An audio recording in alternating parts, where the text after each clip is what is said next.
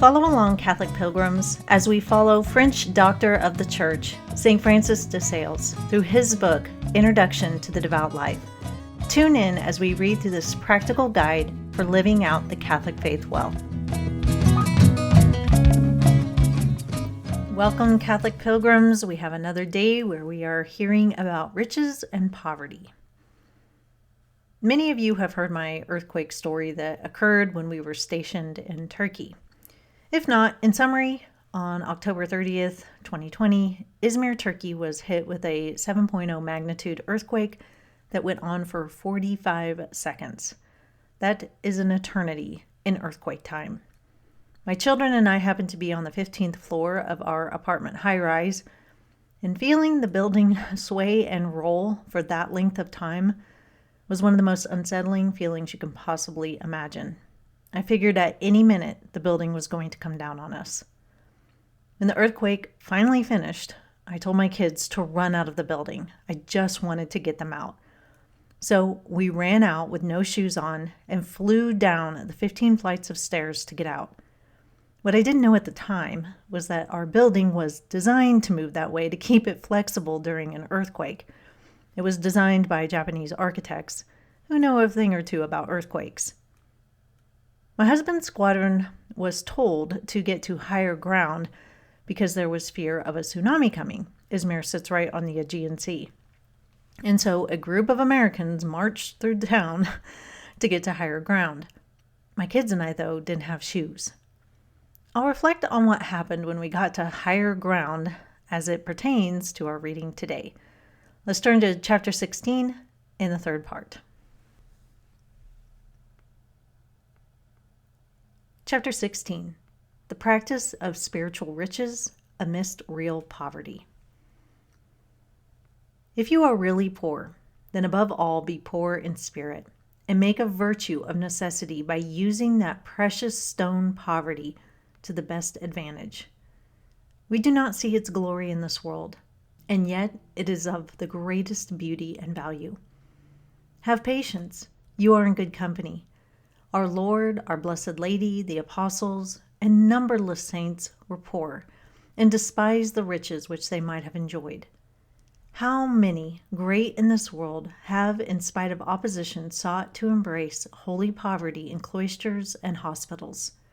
St. Alexis, St. Paul, St. Paulina, St. Angela, and many others sought her earnestly, whilst to you she vouchsafes to come and offer herself. You have found her without search and without trouble. Embrace her as the beloved of Jesus Christ, who was born, lived, and died in poverty, which was his companion during his whole life. Your poverty has two great privileges, which may profit you greatly. First, that it was God's will and not your choice that you should be poor. What we receive entirely from the will of God is always acceptable to him, if we do but accept it heartily and for love of his holy will. Suffering is greatly purified by a wholehearted acquiescence in God's will. The second privilege is that it is real poverty. Poverty which is praised, caressed, esteemed, and succored is not genuine poverty. It partakes of the nature of riches, and at any rate, it is far removed from real poverty. But when it is despised, rejected, reproached, and forsaken, then it is real poverty. And such is usually poverty in the world. For men who are poor not voluntarily, but of necessity, are not thought much of, and for that very reason their poverty is more truly poor than that of professed religious, although the latter poverty has a special and great charm by reason of the vow and of the motive. Do not then complain of your poverty, for we complain only of that which displeases us. And if poverty displeases you, you are no longer poor in spirit, for your heart would fain be otherwise. Neither be troubled because you have less resistance than you need, for therein lies the excellence of poverty.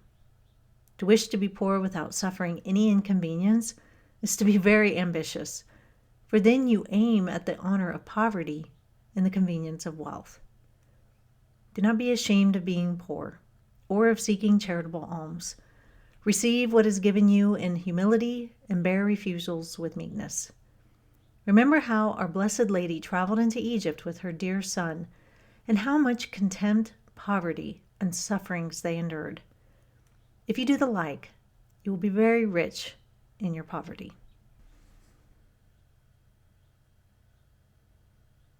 So going back to my earthquake story, the goal of my husband's squadron was to get to higher ground, and that was a place called the Agora. And an agora is an ancient marketplace or a community gathering place.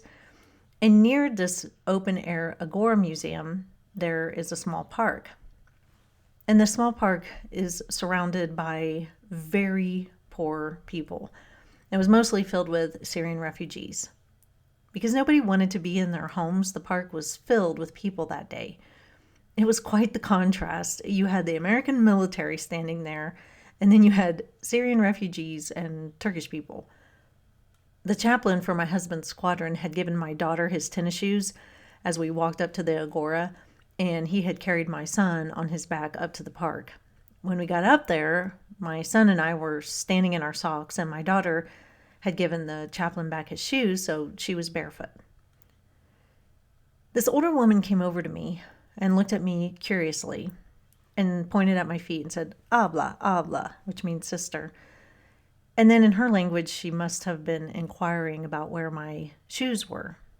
And so I tried to explain through a lot of hand gestures what had happened. And after I had finished trying to explain, she thought for a moment, and then she just turned and left. A few minutes later, she and 2 kids came back, and they had 2 pairs of shoes for my kids. Now, these were dirt poor people. I mean, extremely poor. The shoes were dirty and not the right sizes for my kids, but they were literally the shoes off their feet. It's all they had. They were literally giving us all they had. At first, I refused to take the shoes because I felt horrible to take all that they had. But the older woman looked at me and very harshly said, like, ah, and then was pointing at them. And she was scolding me, I guess, telling me to take them. But what I could understand is that she wasn't taking no for an answer. So I graciously took them, and they were the most generous gifts my family has ever received because they came from the poverty of these people.